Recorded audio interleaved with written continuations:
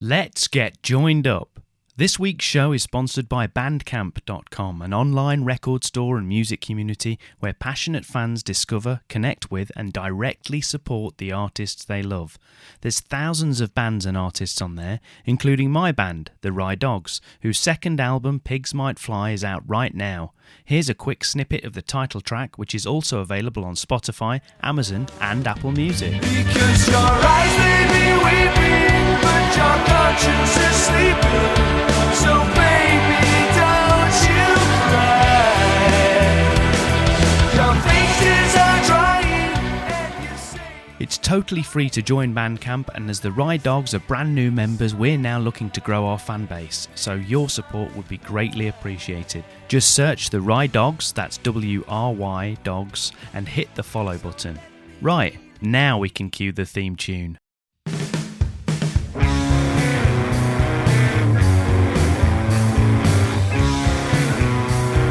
Joined up writing. Hello and welcome to the Joined Up Writing podcast, where a little procrastination can go a long way. I'm Wayne Kelly and it's episode 171 and a chat with Sean Lusk, author of historical mystery debut The Second Sight of Zachary Cloudsley. I spoke to Sean about persistence and his long journey to publication, his writing process and why we should all believe in the magic. Before that, a quick catch up from me. It's been a few weeks since the last episode went out, and you may remember I'm currently back on the submissions trail, having sent my book Safe Hands out to agents. It's coming up to 7 weeks since I sent the first of my submissions, and so far I've had one rejection and a lot of radio silence, so nothing much to report there. Many agencies suggest anywhere between 6 and 12 weeks before you may or may not get a response, so I suppose I just need to continue to be patient. In the time since I last subbed, a couple of years ago that was, it seems the default position is to now only reply if they're requesting a full manuscript or want to give you more specific feedback. Lots of submission guidelines now state if you haven't received a response in a certain amount of time, then just assume it's a rejection. Bit depressing, but there you go. I guess they've just got a lot of stuff to get through and, only so much time. But thinking about how long it may or may not take to hear back has got me thinking about something that's consistently come up in chats with other writing friends and guests on the show just lately, something I call comparisonitis that so many of us seem to suffer from. I can genuinely say that the majority of writers I've spoken to and got to know over the years are really supportive and honestly want to see their friends and colleagues achieve success. Despite that, when someone else gets an agent after only a couple of tries, or when another one sells their debut for a huge sum of money, or when your friend gets shortlisted for a comp and you don't, well, you just can't help comparing yourself to them. Now, obviously, some of this is just good old-fashioned jealousy, but that wears off pretty quickly, replaced by a genuine pleasure that they've made a breakthrough. But the thing that seems to take longer to shake off is that feeling that they're just doing better than you, that they're better writers, they're more talented, they're more hardworking, more intelligent, and on it goes. And some of this, may be true, but the truth is that there are so many factors that go into each one of these successes that it's crazy to try to compare someone else's journey with your own. You probably write in a different genre. Maybe their story perfectly chimes with the zeitgeist. Maybe it just landed on the right desk at the right time. Maybe they've been at it for longer than you, or they're brand new and they've got something fresh to say. Maybe it's because it's raining outside or because Man City won the league. The point is, yes, hard work, determination and talent are huge factors, but there's also a lot of chance, chemistry and timing involved. Just like each of our books, each of our voices, our journey will be unique. So, and after interviewing hundreds of authors for the podcast, you'd think I'd realise that by now, but comparisonitis, like imposter syndrome, is very hard to shake off. So next time you're tempted to compare your own achievements to someone else, try to keep things in perspective and focus on how you can improve your own chances. Work on your craft, keep writing, keep connecting with other writers and like-minded creatives, and save your energy for when you will eventually get the chance to celebrate your own success, whatever that looks like. So that's how I've been trying to intellectualise my shortcomings anyway. In the meantime, I've continued to chip away at what may or may not be the next book. I've got a title, general premise and an idea of theme, but something's holding me back from throwing myself into it at full tilt at the minute. And I've spent a lot of time making character notes, testing out ideas and mulling over what exactly the story is and who are the best characters to be telling it.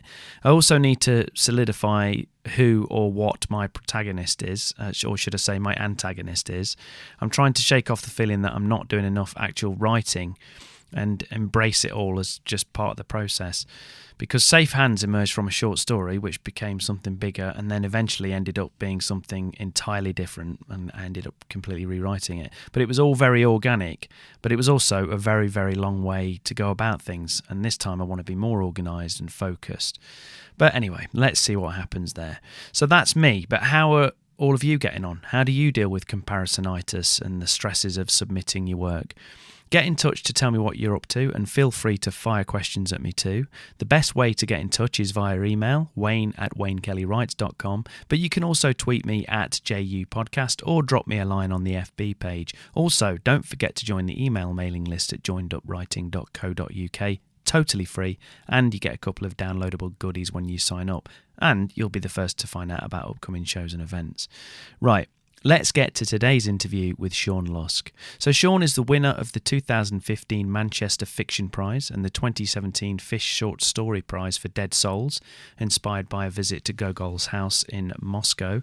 Much of his career has been spent working as a civil servant in the UK government, and he's lived and worked in England, Pakistan, Egypt, South Africa and, more recently, in rural Greece. His debut novel is The Second Sight of Zachary Cloudsley, and it's out everywhere on June the 9th. So enjoy the chat, and I'll pop back at the end for a sign-off.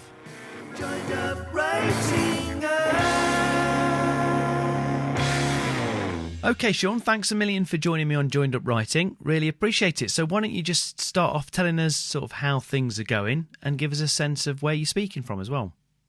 How things are going? Pretty fabulously, really. Debut I'm and into everything. that sort of final month, and I know you interview a lot of authors, including debut authors. Yeah. And it's strange because it's a good 18 months, 20 months, I suppose, since Doubleday Transworld commissioned the book, and everything sort of went very smoothly. And then there's this sort of long gap of pregnant pause when you think, what's happening? Yeah. Will it ever come out? What's happening? And there's this, of course, with you, Wayne. And so it feels like, okay, this book's really going to happen now, and it's out in the world. And I was lucky enough to go and see it being printed a couple of weeks ago, and it was lovely because my agent David Headley and my fantastic editor, they're both fantastic, Eloise Clegg, came along to see it being printed. So that was a really exciting moment. So I bet it was. How did you feel when you saw it coming off the presses there? I confess, I got a little bit emotional. Yeah, I did. Because it's quite a thing, and maybe partly because it sort of takes a long time, and I'm one of those older debut authors, so it's not as if this is something I haven't, I've been trying to sort of achieve it for of course, it's 20 years or whatever. So when you finally see it, and the fact it was Clay's factory at Bungay, and that just the factory itself is amazing, and they were lovely, and just to be in amongst all those books and see the conveyor belts and classics are being produced there, and it was really something quite really exciting, quite I bet. Yeah, I'm not surprised. Well, why don't we tell people what this debut book is? So tell people about The Second Sight of Zachary Cloudsley. The Second Sight of Zachary Cloudsley is set in London and Constantinople, as Istanbul was called all the way really through till about 1920, generally in Western Europe anyway. And it really tells a sort of a father-son love story in a sense, because it's the story of Zachary Cloudsley, and we're there at his birth, and I'm not giving too much away. It happens in the first couple of pages. His mother dies in childbirth. His father, Abel, is a clockmaker, but also a manufacturer of automata, these amazing clockwork creatures that were really reached their zenith, I'd say, in the late 18th century.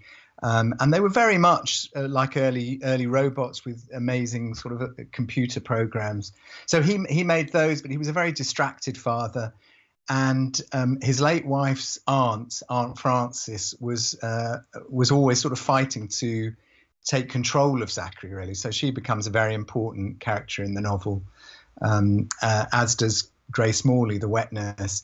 So it's the story really of a son who loses his father quite early in his life, because his father is encouraged to go off to Constantinople, effectively to spy on the Ottoman court. Mm-hmm. And Zachary, growing up, is consistently told that his father's died, but he has certain gifts. Zachary, he can see the truth of things, and he never believes it. And so the story is ultimately his quest to see whether his father is alive and whether he can rescue him. Yeah, it sounds fantastic. So do you kind of remember the jumping off point or kind of the inspiration for the story? Absolutely, I do, because it was, and it got me into quite all sorts of blind alleys, really, because I was in Istanbul and I saw in a sort of back alley, near the Grand Bazaar in Istanbul, an amazing old shop full of old antiques and clocks, and there are many of them, not so much in the main Grand Bazaar, but in the sort of side streets around it. And there was this clock, and it was made by a man called George Clark, and it said George Clark, Leadenhall, 1752. And I just thought, why is there this clock here in Istanbul? And that led me to discover so much about the trade between London and the Turkish Empire, the Ottoman Empire at the time, also, and different conceptions of time, actually, and the importance of time, and why clocks were being important from France and England, despite the fact, actually, that the Turks had a very admired manufacturing of astronomical instruments and clocks for centuries, actually. So sort of discovering all that led me to write this novel that was all about time, and it wasn't very good. But I then I had quite a bit of help, which we might talk about in terms of sort of writing story. But it was really sort of thinking about the moment of Zachary being born, and the character of the wet nurse and the character of Aunt Frances, who really carried me through the novel, and I hope carried the reader through the novel. Sure. So what do where did, obviously it sounds like you started off with that initial inspiration. So where do you think the idea for Zachary himself sort of came from? Or did that just kind of come out of the ether like these ideas do? I think because initially the main character was going to be a girl, and I don't know why he became a boy. I think, many writers listening to this podcast will recognise that your characters do surprising things. That's the joy. And I think there was a time when I thought that the clock was going to carry a secret, and it was going to be a secret to do with a love story. And but in the end, I don't know, when the birth takes place, as it does in the first few pages, it was a boy. I can't explain. And then these incredibly important characters, the wet nurse and his aunt, took him on I don't. I mean, there is a girl, Grace Morley's daughter, who's an important character, but. I don't know why Zachary was a boy. Whether I thought it will be important, it'll be easier maybe to write the story of a boy in the mid-18th century, but actually you'll then discover that there's all sorts. I'm sure you have discovered there's all sorts of the book raises questions about gender and place and sexuality as it goes on. So obviously, as you say, you start off with this initial jumping off point, and then you find yourself writing something that's set kind of in the 18th century, and it's in multiple European locations as well. So how did you approach that side of it? Were you sort of, have you got kind of a grounding in history already, or was this kind of, you set yourself a really difficult challenge right from the get-go? Well, I love books that are set in different locations, and I don't like books that are sort of preachy, or you can read non-fiction if you want to learn practically about stuff, but I do think it's satisfying when you read fiction that tells you about a different time and different places.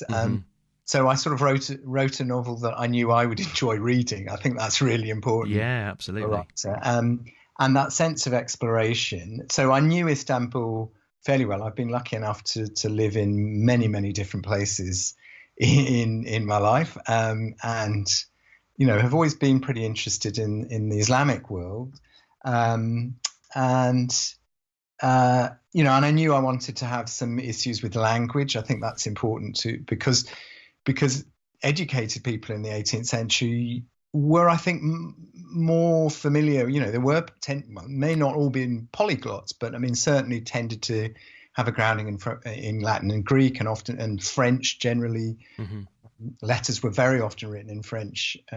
So that sense of language and that sense of place, I like being taken on an adventure. So I sort of wanted to take the reader on an adventure, which comes later in the novel when Zachary sets off across Europe. Yeah. And how did you kind of approach the research side of things? Are you one of these people that, the story is the main thing right from the beginning, and you kind of just write the story and then go back and fill in the blanks, or did you want to spend lots and lots of time researching before you started? How did you approach that? Good. That's a good question. I know you're a writer yourself, Wayne, and interested in your approach. I really think it's important to research. So reading. So I've really immersed myself and become, I daren't possibly say expert, but a sort of reasonably proficient amateur in the history of the Levant Company, in that period of history in the Ottoman Empire, just by reading all the amazing non-fiction and original writing that's out there, Automata, and been lucky enough to make friends with Michael and Maria Start, who run the House of Automata. It happens to be you asked where I am now. I'm in the beautiful Highlands of Scotland, in Forres in Scotland. By an incredible coincidence, that's where the House of Automata is, and I had no idea that was the case until really well into writing the book. So that was just maybe it's a happy accident, maybe a little message. Yeah. So sort of immersing myself, reading, letters, going to the British Library where you can read the original diaries of our ambassador James Porter to the Ottoman Empire in the mid 18th century, which are wonderful. So there's a huge amount of reading, then actually physically going, I think. So, visiting the places where the book is set, particularly Istanbul, and, London's not so difficult, but having done the research, I hope reasonably faithfully and quite intensively, forgetting it. Because I think, a novel where you can see that the author has sort of stuck bits of research to show the info dump. It jars. It really does. So I think that the story is the thing, and literally, although I have my notes and my books, certainly the ones I've sort of bought and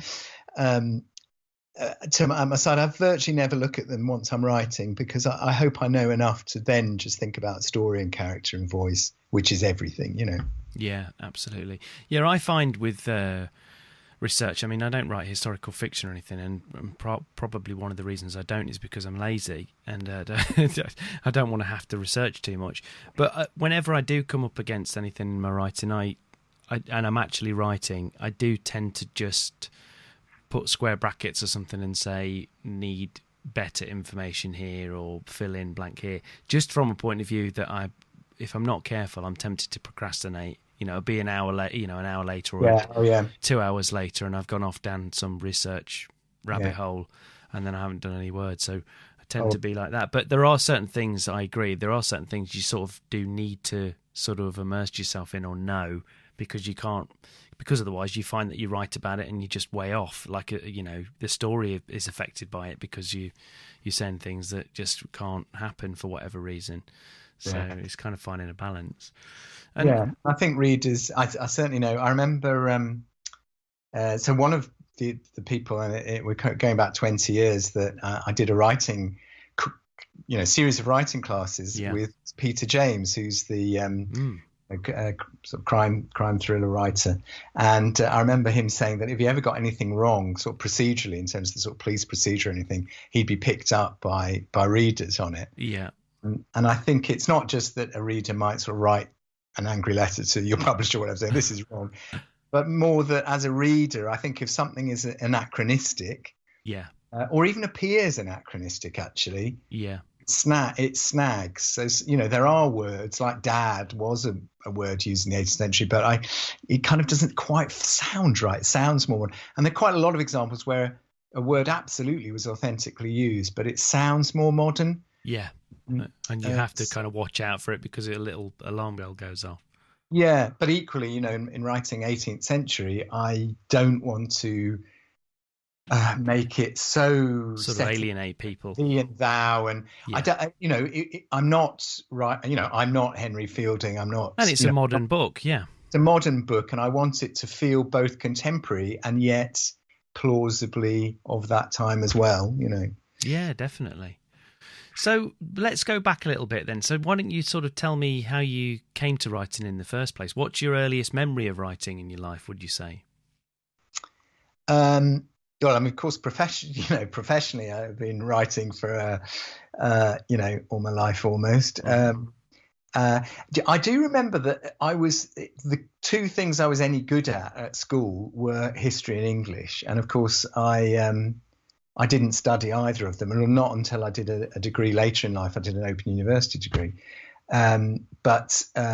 So I decided I should try and be a scientist, and it was absolutely terrible and scraped. There's so many people I hear that from. It's strange. Yeah.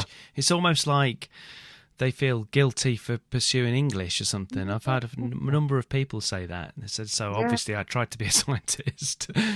It's like that's the serious thing to do or something. You're right, actually. And I know a lot of authors, think about a lot of authors when you meet or you go to a festival or whatever, and you do hear quite a lot of people say, I sort of fought against being a writer, and maybe that's part of it, that you think, well, I enjoy doing this too much. So I think you might be right. It's too much like fun, so it can't be a job. Yeah.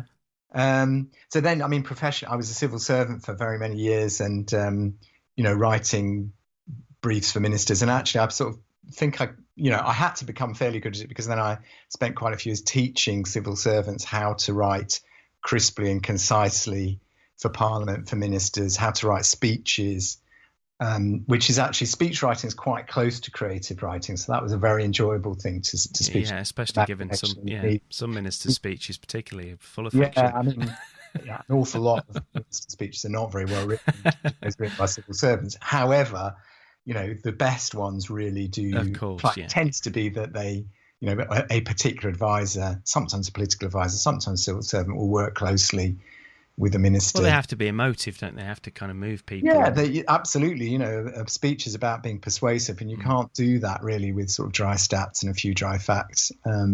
You do, you want to create images and pictures and all the things that we actually do in a piece of beautiful prose. So, so that gave me a grounding. But I would say I didn't really start writing, creatively until about 20 years ago. Even 21 years ago now. And I remember going to, I was, working pretty hard. And there was just a creative writing class, and a friend of my wife's was going, and my wife said, "Oh, go along, it'll be good for you." And I really enjoyed it. And the tutor said, "Oh, I think you should go and do this. I think you should go to Sussex and maybe think about doing a course there." And I did for a year. But then I started writing short stories, and a few got published, and I started, and I won a few prizes, which was fantastic. And I do adore the short story as a form, and I still, I read short stories a lot, and a relatively unusual person, I think, because publishers don't seem to think that many people read short stories, but I do, and I know a lot of people do, and I love writing short stories, and I admire short story writers. And I think that's where I got into trouble, actually, because although I knew that I needed to write a novel to become a sort of, a published author with a contract and all of that, I think for too long I was really writing extended short stories, and that is not what a novel is at all. Mm-hmm. What do you think? How do you? I mean, I know it's obvious in one sense because, as you say, it's a much longer form. But how do you think they differ? What did you kind of learn? Sounds like it took you, as it does with all of us, it kind of takes you a certain amount of time to learn those lessons. But how did you learn those lessons? What were the lessons and the differences for you, do you think? Well, I think I knew all along that short stories succeed on what they withhold.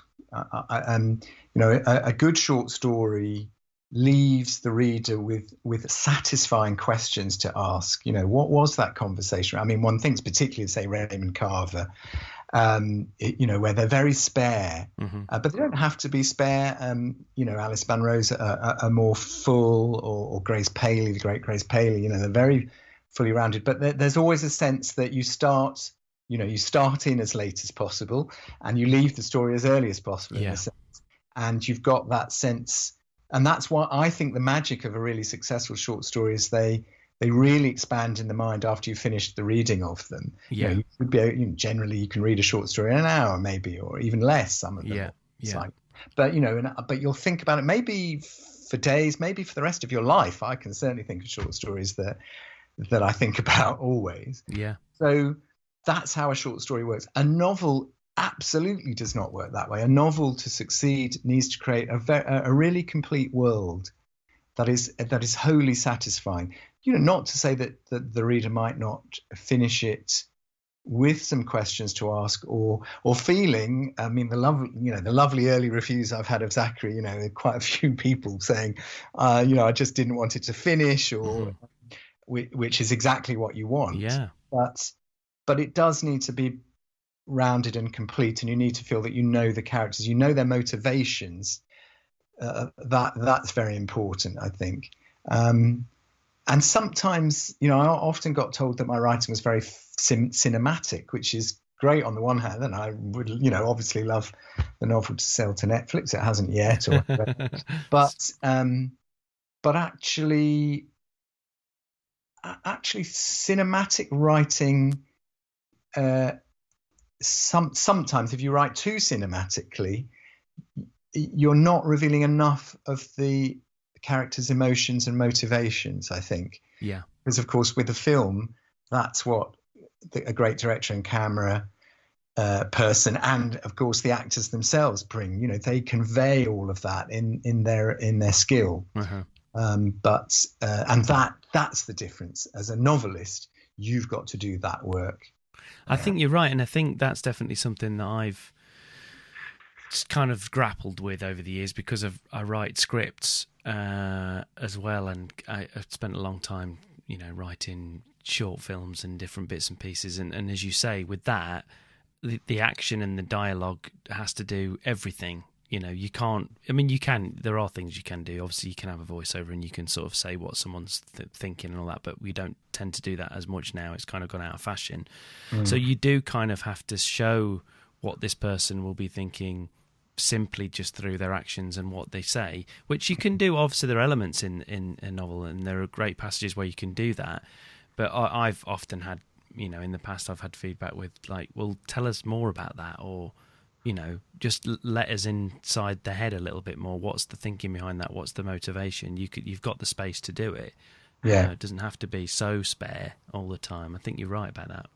Yeah, I think it's a well, you asked me sort of how I learned my lesson, and critically, with Zachary, just before I wrote Zachary, or at least before I sort of wrote more than the rough first draft, I had a mentor, the writer Liz Jensen.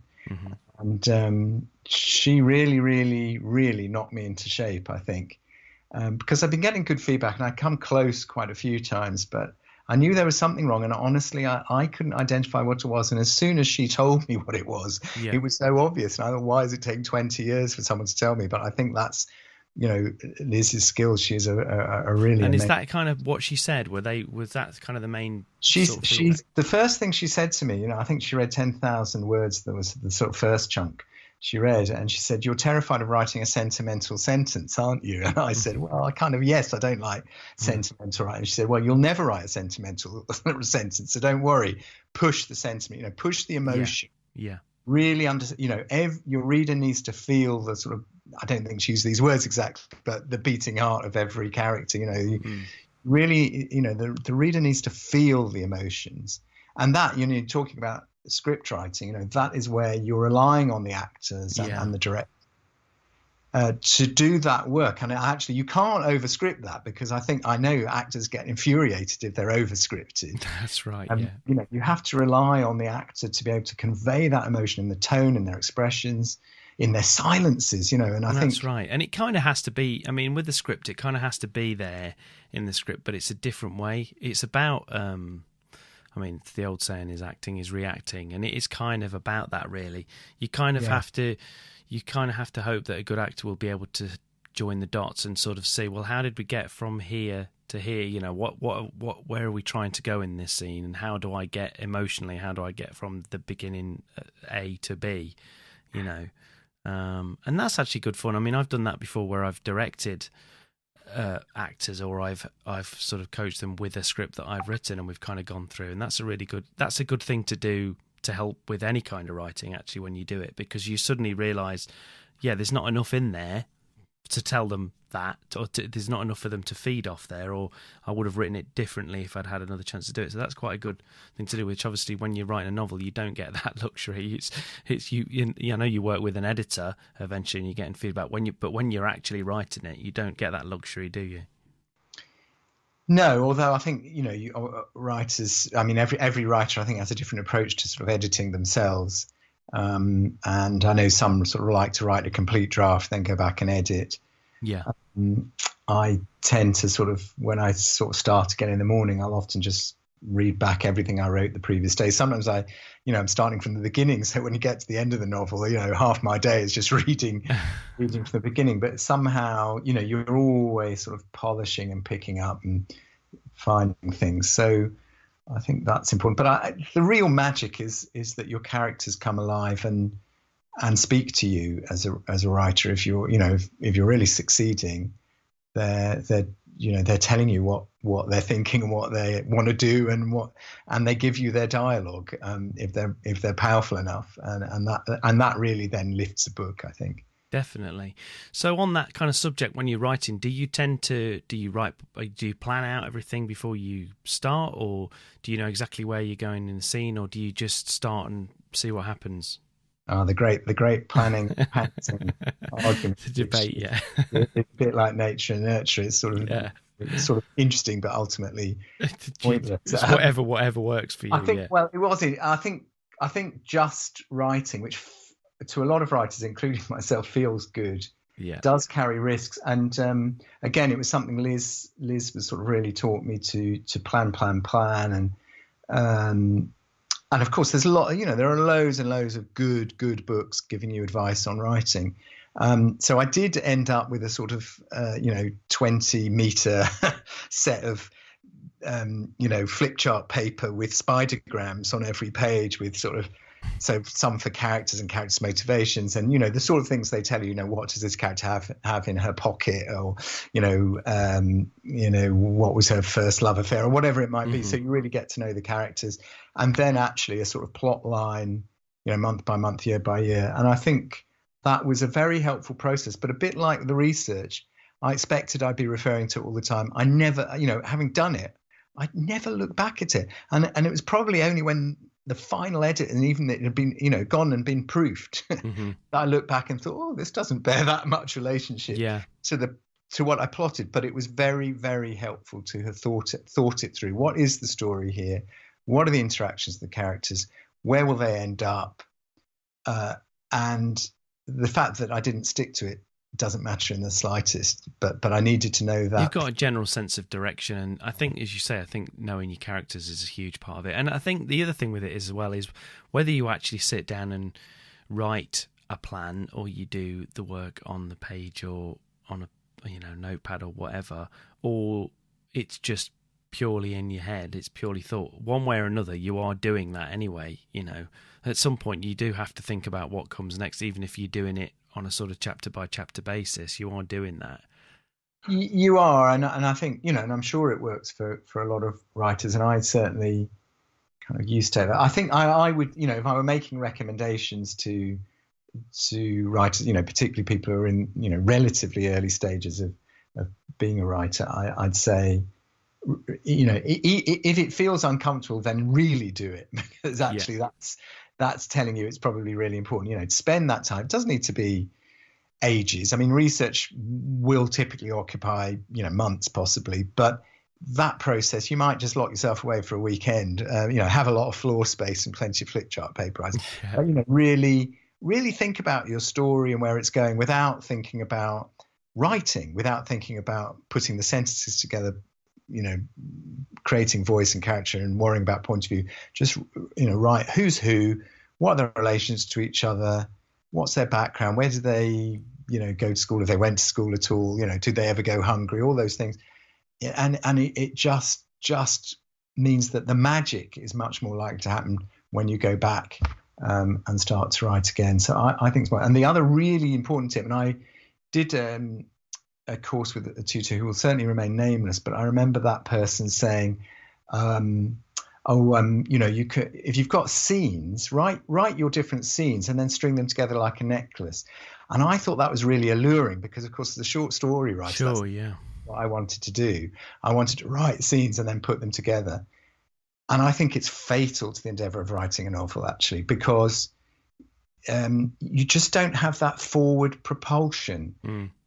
I've realized, so I would always say write forwards, start at the beginning and write to the end. Not necessarily one great rush, but your writing will be so much better for that. And again, it's not because you can't carry the story in your head and therefore write. I mean, make notes in a notebook or on your laptop. Make notes for yourself for sure, but don't sort of write, chapter 3 and then chapter 7 and chapter 9 and then go back to chapter 1, because you may be able to sort of bolt it together, but I think it's likely to be a Frankenstein's monster rather than Mary Shelley, let's say. Yeah, I think one way or another, I think even if you do that, I think one way or another you've kind of got to go back and do a lot of work in the rewrite and the edit to make it flow and make it stick together properly. If you do that, one way or another, you can't avoid the work, as you say. And I think it just makes it easier. And again, I do believe in magic. I mean, clearly I believe in magic. Read the book. There's little hints of it, and I only believe in little hints of magic. But I think there are magical things about writing, and I think, and you have to sort of. I'm going to sound extremely sort of weird when I say, but I think there are certain little rituals. Every writer has different rituals, but I think anyway, for me, one of the rituals is that thing of writing the story in the way that the reader will read it, really. Of course, you go back and you're polishing all the time and editing, but it helps to create that energy and forward energy, for me anyway. You sort of want, it's the Czech author Milan Kundera, I should write it down so I can quote it exactly, but he said something very, very profound, I think, about writing, which said every serious writer is striving for that supra-authorial voice. Any writer who is cleverer than what they write should go into a different profession. Yeah. And I think that's really, really, that nails for me writing, if I'm writing well, I can look at, I think, oh, that's, did I write that? Yeah. A lot cleverer than I am. Yeah. And that's a sort of weird thing to say, but I think it's true that when writers are writing really well, it kind of as if they're not really them. It's not really them, right? Yeah, I think a huge part of it is going back to that acting thing again and the analogy. I think it's partly that. I think we become actors when we write, yes. Because with each person, depending on how you write, whether it's first person or third person, close or whatever, but it doesn't really matter, because either way, you do end up sort of taking on the role of whoever you're seeing the stories, whichever eyes you're seeing the story from at that particular time. Yes. And if you can't, which sometimes at the beginning of a book, when you're first writing your way in and you're trying to find the voice and you're trying to find the character, obviously it can be a struggle. But when you find it, as you say, you don't actually think about it. It dictates that how long sentences are. It dictates the vocabulary to a certain extent, and all sorts of other different things. Yeah, that's true. Yeah. So if you were going to start again, so obviously, as you say, you've been at this. Well, I'll tell you what, I'll ask you a different question before we get to that. So you kind of mentioned, obviously, you've been working on this book one way or another for quite a long time. But is this actually the first book that you is it just the first book that you haven't published, or is it the first book that you've written or completed? First book. I've probably been working on this, until it was sort of bought, for 18 months to 2 years, so not so long. But I could probably nail it exactly. Yeah, so it didn't take too long to write. But it's probably, it's the fourth novel I've written. And funnily enough, in about 2004, something like that, I went to Ireland. There's a great short story prize. Some of your listeners might know, called the Fish Prize, and they do prizes. And it happens in Bantry in West Cork, and it's great to go. Now, at the time, the festival was being run by Clem Cairns, who still runs Fish Publishing, and actually he doesn't run the festival anymore. Hasn't for a few years, but anyway, the first time I sort of got, I won a prize was in the anthology, and you're invited out, and it was great crack, as they say. And met loads of writers. Really, really good experience. And there was an American, mainly a short story writer, David Means, who some people might have come across. And his most famous collection of short stories called Assorted Fire Events. Anyway, he was running a sort of 5-day workshop, which I attended. And I remember on the first morning, he said, every author has 3 unpublished novels on his or her shelf. And I thought, and this is, pure hubris, I thought that would happen to me. Yeah. And of course, it's precisely what happened to me. Yeah. And I mean, I'd say 2 of the 3 novels I wrote absolutely do not deserve to see the light of day. The third I've rewritten many times, and I think, will eventually there's something in there, light of day, because it is good and it tells a good story. But I think it's how you learn to do it. I mean, I think it's one of those things, as you say, you can read lots of books, you can go to workshops, you can have mentors and all the rest of it. But I think the only way, the novel is such a big undertaking, it's such a big thing to get your head around. I think the only way you can actually fully learn to do it is by actually doing it. I think there's not many people that I have on the podcast. I would say well over 90% of people, their first published novel is not the first novel that they finished. No, and it's quite often that it is around the 3 or 4 mark usually. Yeah, with I people. think that's right. If it's 10, you might not. Yeah, well done for keeping going is what I would say, because I can't imagine getting to 10 and not being published. No, but that's an important point, which maybe we would come to about persistence. I really, but there are some people who want to be, novelists, or write, who probably shouldn't. But and there's this whole, the other debate about, are you born a writer or can you learn to write? And it's clearly a mixture of the two, like most of these things. Mm-hmm. But very few people become successful authors without persisting and experiencing rejection. And I think, although I'd have loved to have been a really successful author at 30, say, but on the other hand, well, first of all, I'd have needed to have been writing something at 30, which I wasn't. So that's one factor. But the other thing would be, would I, if one has success, and of course we know of many young writers and absolutely celebrate their success. But I'm pretty sure it's quite a burden for most really young writers if they do get a really big deal and loads of publicity and a bestseller. They then got to follow it up with another one. The difficult second album syndrome. Yeah, and I think it's relatively I think it's quite difficult. And I think if you're, older, as I am, you're used to lots of rejection and failure in life, because that's in the nature of life's course anyway, writing or otherwise, and probably a bit more battle hardened. But I think for a lot of young writers, it must be, lovely to have success and better to have success than constant rejection. But if you've had early success and not learned the sort of persistence, I think a few writers do sort of experience, real trouble, and then to find their way through. So get through the adversity. Yeah. So what was your your path to publication with Zachary? How did you get there? Well, in the that end? was that was a bit of a dream, really. After many years of nightmares. Yeah, the 20-year overnight success.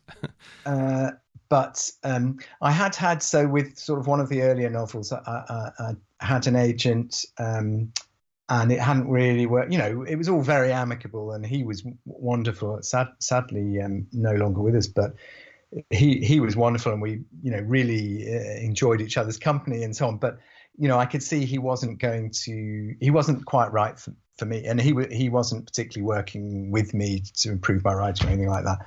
And in the end, actually, as I took 16 years ago a sort of time off work to imagining I could sort of, I was about to make the great breakthrough, and it didn't happen, and went back. And in fact, I ended up writing an academic book, which took years actually to do alongside full-time work.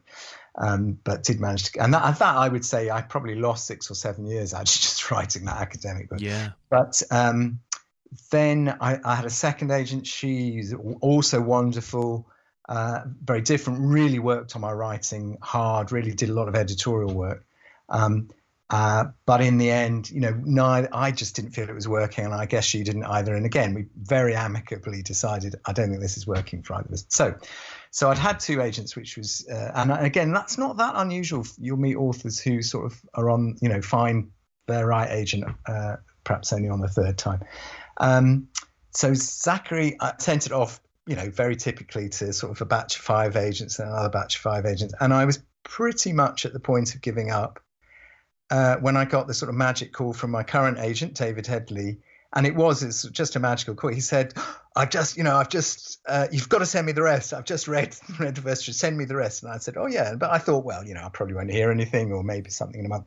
And the next day, he said, I've read it all. That's fantastic. Yeah. We've got to talk over the weekend. So it's like that. And then, on the Monday, he said, I don't think this needs any work, which probably wasn't entirely true, but I'm going to send it out. And it was bought, I think, on the Thursday on a pre-end. Wow, so that's fantastic. fantastic. Like every writer's dream. That is whirlwind, yeah.